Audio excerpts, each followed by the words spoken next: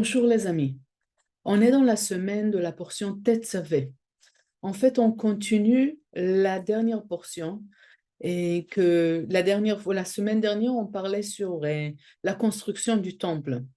Cette fois-ci, on parle aussi sur construction du temple, mais on parle sur l'intérieur du temple. Et il y a quelque chose de très intéressant qui se passe parce que avant qu'on arrive à l'endroit qui est le plus saint, le plus important, celui qui nous connecte avec les bénédictions infinies, il y a un endroit qui est l'essence. Et c'est quelque chose de très spécial. Pourquoi ils ont mis l'essence exactement avant l'endroit le plus saint, l'endroit le plus pur? Et pour ça, Michael il partage une histoire que avant que Moïse il a reçu l'étape de la loi, en fait, toute la compréhension, c'est que toute l'histoire de Mont Sinaï et la présence des Israélites à ce point-là, et, il était en fait un moment de connexion avec cette lumière, comme on appelle, lui, avec cette force infinite. C'est pour ça qu'ils ont pu tout faire, ils ont pu voir les voix ou entendre les visions. Ok, toutes les sens ils sont devenus un. Et avant que Moïse il a le droit de recevoir, parce qu'il a reçu le droit on va dire, du Créateur, de Dieu, il reçoit le droit de recevoir toute cette compréhension. Les anges, ils l'arrêtent. Oui, voilà, les anges, ils l'arrêtent. Il lui demande comment ça se fait qu'il a le droit de recevoir ça. Dans la conversation, Moïse, il arrive à les convaincre et en comprenant qu'on parle sur quelqu'un de très haut niveau, Dieu il leur dit, OK, et spécifiquement l'ange de la mort, tu dois lui donner un cadeau. Et le cadeau, c'était l'essence. En fait, le secret de l'essence. OK, c'est pas l'odeur elle-même ou le sens lui-même parce qu'on ne connaît pas exactement les odeurs qu'ils sont des odeurs saines, mais le secret de l'essence, OK? Et, et ça, en fait, ça va annuler la force de l'ange de la mort. Donc, il lui donne, en fait, un outil qui va, qui va permettre à Moïse et ensuite à nous tous d'annuler le pouvoir de l'ange de la mort. Ça veut dire qu'à chaque fois qu'on a une situation de négativité, on aura la possibilité d'arrêter ça, d'annuler ça. Mais avant qu'on parle comment on fait ça, il faut comprendre le travail de l'ange de la mort. Il faut se rappeler du début. Pourquoi l'ange de la mort, il est là? L'adversaire, le Satan, c'est quoi son travail? C'est quoi son boulot? Est-ce qu'effectivement, c'est la force du mal qui vient pour nous faire tomber vraiment? Qui a créé l'ange de la mort? Et si on pense à ça encore une seconde, le créateur qui est la force de la bonté mondiale, c'est lui qui a créé aussi l'ange de la mort. Donc, quelque part, l'adversaire, le Satan, l'ange de la mort, il a un but positif au bout du compte.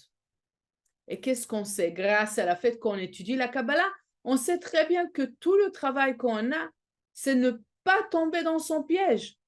Et pourquoi il nous met un piège dès le départ? Encore une fois, on se rappelle vraiment du départ de notre compréhension kabbalistique.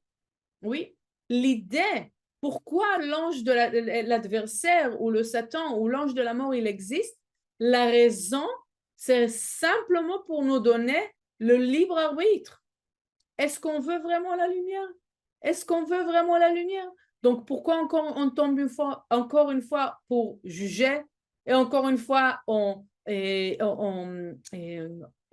énervé et encore une fois on se sauve de responsabilité? Si on sait clairement que l'ange de la mort, il vient pour nous donner rien qu'une opportunité, ne pas tomber dans le piège. Pourquoi encore une fois on tombe dans le piège? Le pire, c'est de comprendre qu'est-ce qui se passe quand on le permet, quand on l'écoute. Qu'est-ce qui se passe quand on l'écoute? En fait, lui, son intention, voilà, je vais lui donner l'ange de la mort. Je donne à la personne cette opportunité. J'espère qu'il va choisir la lumière. L'ange de la mort, il se dit, oui. Moi, je suis là, rien que pour lui donner une opportunité, ne pas choisir ma voie, ne pas choisir de juger, ne pas choisir de être fainéant, ne pas choisir d'être jaloux. Choisis pas ça, non, non, ne prends pas ça.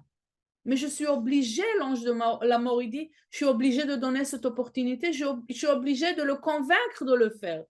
Parce que sinon, il n'y aura pas le libre arbitre. Il ne pourra pas choisir. Parce que la bonté de la lumière, bien sûr, ah, tu as $1 million dans la banque, ne t'inquiète pas. Oui, ah, maintenant, est-ce que tu veux travailler ou pas? Ah non, je n'ai pas besoin de travailler parce que j'ai 1 million. Non, tu ne sais pas que tu as l'1 million. Et maintenant, est-ce que tu vas travailler ou pas? OK? On est obligé de vivre dans l'obscurité pour choisir à chaque fois le travail du partage, le travail de résistance, le travail de penser à l'autre, de penser dehors de moi-même, de penser dehors de ma manière limitée. Je suis obligée, même si je ne vois pas, même si je ne comprends pas. Donc, vous pouvez penser à toutes les choses que vous ne comprenez pas dans la vie. Pourquoi ça m'arrive? Pourquoi c'est comme ça? Pourquoi moi et pas l'autre? OK, génial. Et maintenant quoi? Vous allez rester comme ça, que la lumière, elle vous aide? Non. Malgré le fait que je ne comprends pas, je choisis la lumière. Je choisis la lumière. Qu'est-ce qui se passe à chaque fois que je choisis l'adversaire? À chaque fois que je pars avec mes attentions automatiques, avec cette voix réactive, on va dire, cette voix robotique, qu'est-ce qui se passe? Je tue l'ange de la mort ou je le fais revivre. Je fais vivre sa force de mort. C'est pas l'ange de la mort qui active l'énergie de la mort. C'est nous-mêmes, à chaque fois qu'on tombe dans son piège et qu'on le croit, malgré le fait qu'il ne veut pas qu'on le croit. J'espère que je n'ai pas créé une confusion ici. Mais c'est de savoir, même si je l'entends, je ne veux pas l'écouter. Parce que c'est qu'est-ce qu'il veut? Que je ne l'écoute pas. Dès que je l'écoute, j'active la force de mort dans ma vie. On ne veut pas ça. Encore mieux que ça, quand je n'écoute pas et quand je continue ce travail de lumière, qu'est-ce qui est contre l'adversaire? Qu'est-ce qui est au-delà de l'adversaire? Résistance, j'écoute pas ça conseille, je pense dehors de moi-même, je fais des efforts, je partage avec mon entourage, je crée des choses nouvelles, ok? Tout ça, c'est dehors de l'adversaire, au-delà de l'adversaire. À ce moment-là, qu'est-ce qui se passe?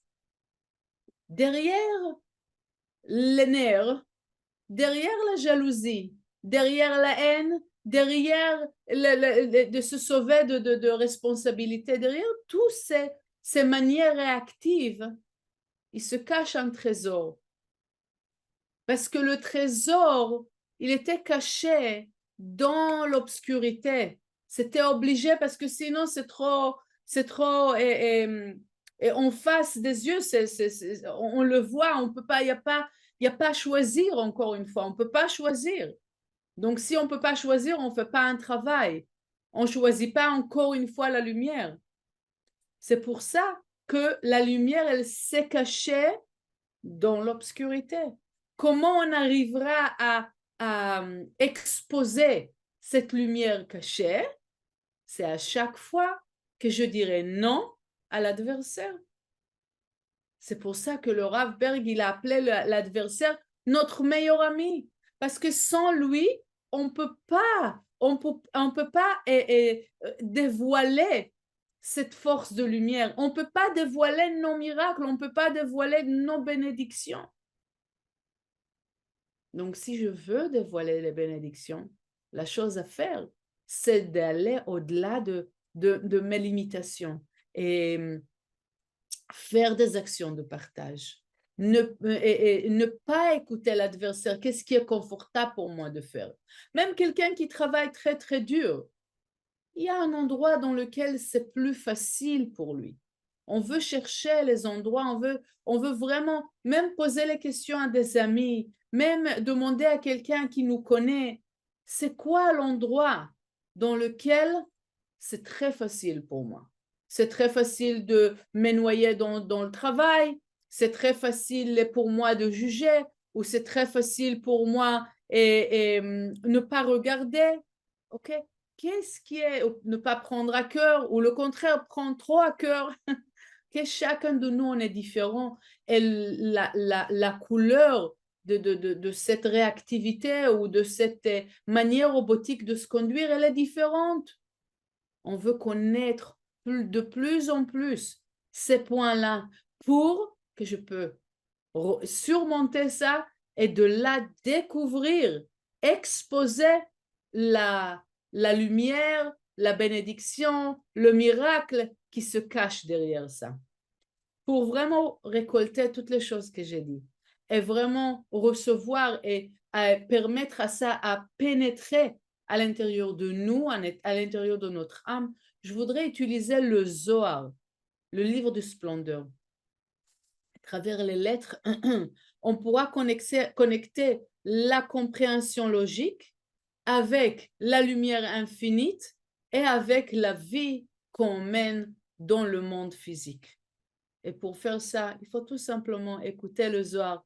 Et vous pouvez utiliser zohar.com si vous voulez lire. Vous pouvez chercher à voir les livres de Zohar pour vous à la maison. Vous pouvez écouter des classes encore plus poussées, plus détaillées sur l'énergie de chaque semaine. OK?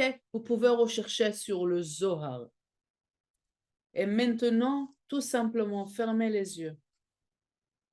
Essayez de voir tous les points dans lesquels c'est très robotique pour vous et c'est l'endroit dans lequel c'est très facile. Facile s'énerver, facile de juger, facile de ne pas prendre responsabilité, facile d'être jaloux et facile de courir pour travailler. Qu'est-ce qui est facile? Qu'est-ce qui est automatique? Je donne trop, aussi possible. Un, on veut voir ça. Deux, connaître cette voix et de ne pas l'écouter et savoir que derrière cette voix-là, il se cache un trésor. Et c'est ça que je veux avoir dans ma vie. Je lis dans la portion Tetzavé et dans le Zohar, le verset 46. ותחזה, אלמלא חולקה יהב לחולה מקטרגה לה, יחילה לבטר, ואי תמה עמי אביש לי קודשה בריחו. אלא בגין דגרים לחסיה נהורה ולאת חפיה, ואי הוא לה קריב קורבנה אחרה, לאתזנה בי אחרנין, אלא עולה לדסקרה לאלה, ועל דה כתיב. ככה יעשה איוב כל ימים. ואלמלא סתרה אחרה התזנת בחולקה, התעבר מעל מקדשה והסתלק מיני, וסתרה דקדושה הווה סליק לאלה לאלה. אבל אי הוא לה באה דהתהנך אחרה מקרבני, ועדי גרמי מיני מנה לנה, דכתיב, ושר מרע, ועל דה קריב תדיר עולה, דהה עולה לה התנהי, מיני סתרה אחרה לעלמין, ובגין כך כל מה דנטיל לבטר מדדי נטיל, ועל דה איוב גרים לחפיה ארלה, על ברית קיימה, דלה הווה האדרי מיני, ובגין כך קודשה בריחו, התאר להוא מקטרגה דכתיב, השמת לבך על עבדי איוב.